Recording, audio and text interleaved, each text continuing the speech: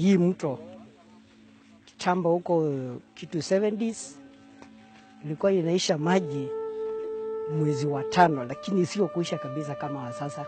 Lakini maloli ilikuwa imeingia huku kuchota hii changalawe, ndio kiangazi ya nini ya maji ilikuwa. Wakati huo tulikuwa tunapanda maharagwe nini hata kila kitu tukitumia hii maji na hii mto.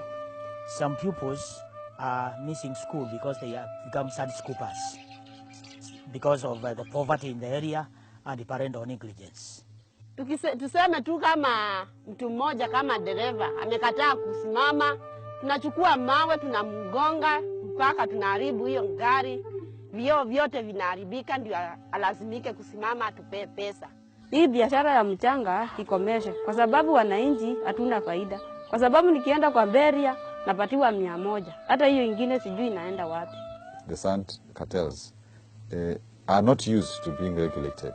We arrest lorries. We get very senior people who come to rescue their lorries.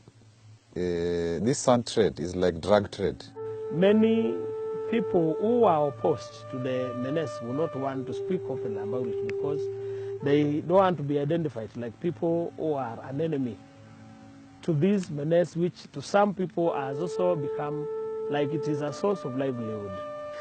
Hii mchanga huwa inanikumbushanga rafiki yangu, tulikuwa tunasoma class moja, mwenye tulikuwa hata tuko kamati moja ya kusuia mchanga. Siku moja alitoka kazini Nairobi, yeye alikuwa anafanya kama askari. Sasa kuja jumbani tu akapoa kidogo kutoka kwenda soko, kumbe wale wenye wanataka kuuza mchanga wamemuona na wameamua kumuua. Walimtrap kwa ama wakamteka pale tu kwa njia, wakamweka michare mingi sana kwa mwili.